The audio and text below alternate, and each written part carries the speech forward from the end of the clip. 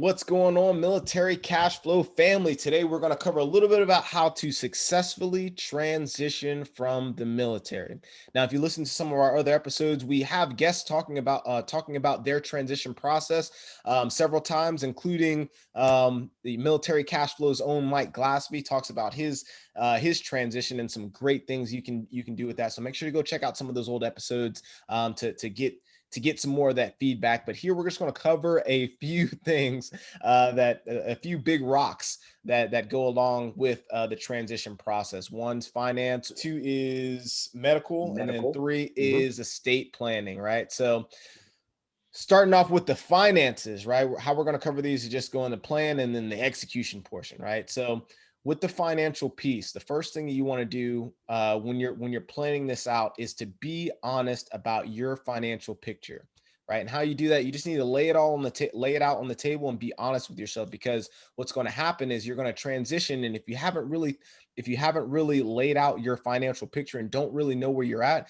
you might be in a bad situation once you get out and that military check stops coming, right? So we want to make sure that you don't fall into that category and you're doing the right things. So be honest about your financial picture, lay it all out on the table.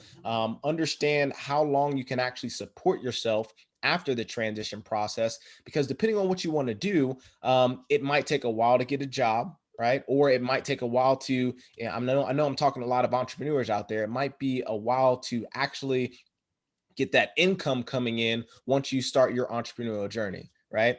And then another thing you want to think about is the benefits that you'll need and that you'll need to provide for your family, if your significant other or whoever you have with you, right? Because that may dictate what lane you want to go to, and you're pretty much going to fall into three separate categories, right? When you transition, as far as the financial picture, as far as how you're going to continue making money, right? One is going to be to get a job. Two is going to be become a full-time entrepreneur, or three, a combination of both, right? So if we're talking about getting a job, few things that you definitely want to start executing on while you're going through that transition period, while you're still making an income, right, is getting your resume together and talking to some military job recruiters. I don't think they're called headhunters, but job recruiters. I know you guys have some experience with those. So as you go through the SFL TAP process, right, or that's what we call in the Army the transition portion. The other services might have something different. But as you go through that SFL TAP process, they're going to have a section on resume building, right? Make sure you take advantage of that so that you can market yourself the best. If you're going to get a job afterwards, right? Use these tools and resources to your advantage so that you can market yourself to another job, right? Number two is getting your credentials. There are so many resources within the military that helps you transition properly and get the credentials that you need to get the jobs that you want, right? For example, there's a CSP, the whole entire CSP process that helps you get on the job training to get specific jobs, right? So I know Mike's team over at 5 Pillars offers this all the time. So for example, I'm getting out and I say, I want to be a real estate investor, and I also want to be a realtor. And guess what? I'm in Fort Bragg and I want to work with the best team that's out there. Guess what I'm going to do? I'm going to go hit up 5 Pillars, right? We're going to hit up 5 Pillars and I'm going to say, hey, I got 6 months before, or I got 7 months before I transition out. Can I come work with you guys? And you apply for that CSP process.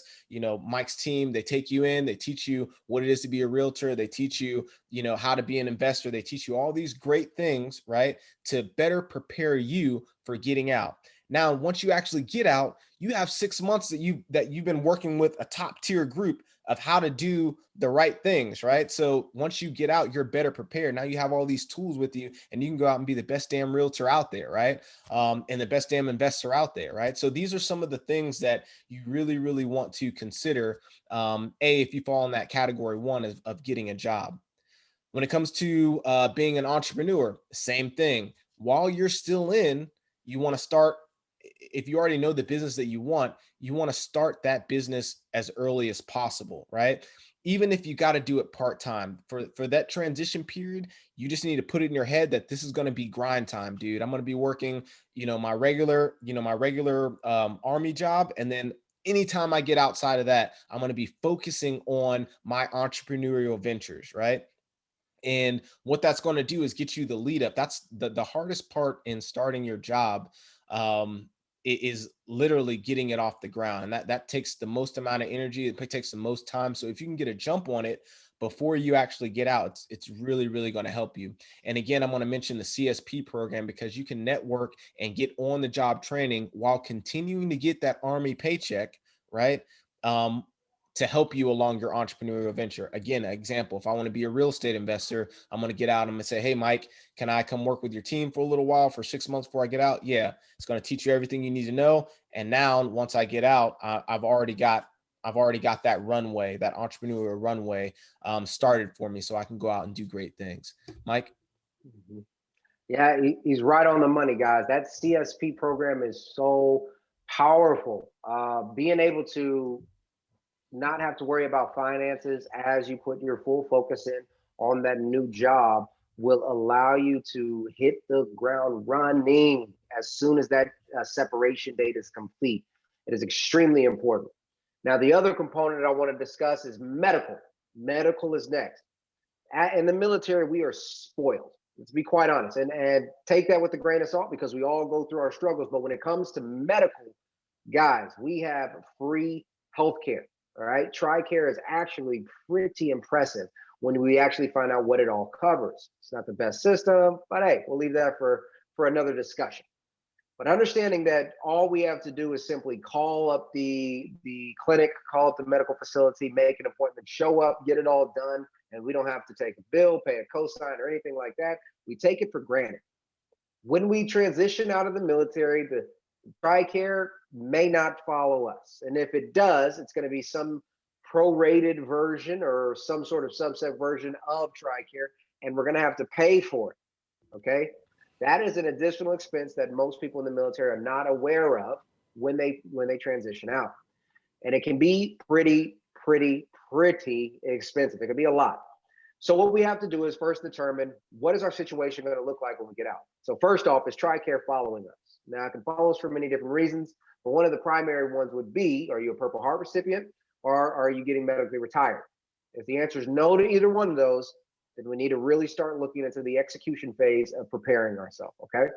So what that looks like is, first and foremost, you need to go to a veteran service organization, a VSO, similar to the DAV that I mentioned in the 100% disability video link below, okay? The DAV or any other VSO, their primary obligation in life is to help you, service members, claim your disability to see if you can be compensated that way or receive any other medical compensation on your way out the door. Best news is, while you're still active duty and even after the fact, it's free to you, 100% free. So that's phase one. You must do that. Second, you need to figure out, are you going to be self-employed, entrepreneur, or if you have an employer, okay? If you do, or if you are looking for a job and you decide to go that employee route and you need medical coverage, then you need to start finding opportunities to work for companies or organizations that provide health insurance. That's going to be huge because if they provide it and all you have to do is pay a copay, you could accept a substantially lower salary if it includes healthcare for something that doesn't include healthcare, but maybe a little bit more, because that's how expensive it is, especially if you have dependents, okay? And then if you are going to do the self-employed or the entrepreneur style, then you need to start shopping for medical rates ASAP, right? Don't wait until you're about 3 months out, because you want enough time to research many different organizations, many different copay requirements, many different coverage requirements, and shop around and understand when they have their open enrollment for you to actually sign up. Because unfortunately, some companies will not allow you to sign up all year long, which could hurt you if you separate, then you have 4 or 5 months of a lapse of medical coverage and something bad happens. It could be catastrophic. So that's part of the execution phase. You got anything else for that, Dan? No, I think you said it perfectly, man. Just make sure to go check out that video about the 100% VA disability rating. Seriously, make sure to go check that one out. It's a phenomenal video explaining the entire VA process, and what you should be doing to ensure that you get your entitlements. And then lastly, let's go over number 3. And we're not going to go too deep into this, but we're going to go kind of once over the word on this, but estate planning, right? There are a lot of, we talked the resources that the military provides. One of those things, that the resources that the military provides, is pieces of your estate plan. When I say estate plan, I'm talking about your living will. I'm talking about your healthcare power of attorney. I'm talking about your will. I'm talking about any other special powers attorneys that if you were to get outside of the military, you're going to be paying an attorney $300 an hour to produce for you, right? If you go to your JAG, your whatever your JAG office is, whatever unit you're at, if you go to your JAG unit, they can provide all of this stuff for you outside of trust. But they'll go over your advanced medical directive, which consists of your living will, right? And your living will is basically, if I'm alive but incapacitated, what happens to you? What happens to you, and what happens to your children? What happens to your assets? Who has the authority to make those decisions for you in the case that you're incapacitated? That's your living will. Your JAG office can help you do that. And these are extremely, extremely, extremely important documents and things that you need to do prior to transitioning, so that you can still take care of yourself and your family after you get out, in case the worst things happen, right? So you got your living will, you have your healthcare power of attorney. And basically what this is if you were to, again, if you were incapacitated and they needed to know, hey, let's say you were in a coma for 2 months, right? And we need to know who has the authority to, let's say, pull the plug, or who or keep you there, God forbid. We're just talking hypotheticals right now. But basically, who is able to make medical decisions for you, and who signed for it. So if you go to a hospital, they're going to want to know this stuff. They're going to need to know this stuff before they talk to anybody. So just make sure you get your healthcare power of attorney down, and then also your will, your last will and testament. I mean, that's pretty self-explanatory. What happens after you die, right? The only other thing, there's some JAG attorneys can help you create a trust. Now that's a little bit more complicated, but the benefit of having a trust is that instead of all of your assets going through probate, which typically takes a year to 18 months, everything will go directly to your trust, and everything is tied back to your trust with all the instructions of what should happen with your asset, right? And then the last thing is the special power of attorneys. Any special powers of attorneys you have, like with your bank account, who can make decisions with your funding and things like that. So there's a bunch of different special power of attorneys that you can get done through your JAG office while you're still in, that can help as well. So just make sure you take advantage of all of these estate planning documents that you can receive while you're in the military, so you don't have to pay for them thousands of dollars for them once you actually get out. Mike, you got anything with that? Yeah, that's right on the money, guys. We fail to realize, some of us do, how important this really is. The first time I ever had a will sign was on my first deployment by the direction of my team sergeant. And at the time, I didn't think much of it. But then once you get, when you're actually over there and you start seeing that there is, people passing away, things of that nature, it really starts to strike home. But now here's the kicker, though. We think that, many of us, the soldiers, that we're all, especially the younger ones, that we're invincible, nothing can happen to us, and we're only in danger when we're serving or when we're deployed. Guys, understand that every document that Dan just mentioned will apply to, even if you were stateside and you were in a car accident, right? If you had a work accident and for whatever reason, workman's comp is taking forever to get through, anything like that. If you are a single person with zero assets, you might think that, okay, I don't necessarily need this. And I will say, if you ever intend to grow a family, to do anything of that nature, grow your assets, you may really highly want to consider this and understand that it is still free while you're in. That's the key. It is free while you're in, even though it may change and update down the road. Okay. And the last little nugget we want to leave everybody with is just remember, you are not alone. This entire process can be very, very stressful. It can be scary. It can be frightening to say, hey, here goes this comfortable paycheck. All of my friends I've been serving with and deploying with for so long, I now have to leave them and I'm going out on my own. I don't have anything out there in the civilian world, and civilians won't understand. We all go through it. I personally went through it myself, but understand you're not alone. There is a lot of support, not only at your local military bases, but there are some national organizations that all they do is support. And again, it's free to you.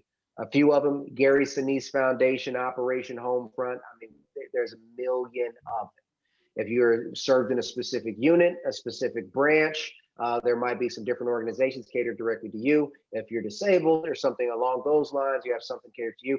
And understand, as a veteran, you can walk into any VA hospital and request assistance. Understand that. That is available to you. Okay. So although it's going to be hard, guys, with these, right, with these three main things, as long as you guys plan and execute the plan prior to separating, and hey, if you've already separated, it's not too late. It is not too late. You can go back through these, right, and then execute after the fact, and it can still make a massive impact for you. Definitely, definitely. Hey, so if you like what we're putting out, if this is making sense to you, or you got any questions, please leave a comment below. Hit us up on IG. We're there. We love to talk to you. If you're watching this on YouTube, make sure you leave a comment, leave a subscribe. We appreciate those. Hit the notification bell so you can get some more of these fabulous videos, right? If you're listening to this on podcast, then leave us a review. We really appreciate those. Share it with a friend, man. Share us, man. Like, we want to see our beautiful faces all around, you know, or listen to our voices on other people's radios as we're pulling up. You know, it's pretty cool. But no, seriously, we're loving spreading this information out, trying our best to help our fellow service members out there be the best damn person that they can be and provide for their families. So if this is making sense and this is helping you out, then it could probably help someone else. And we really appreciate you sharing that information. All right, with that, this is Dan Wynn. And Mike Glaspie. Signing off.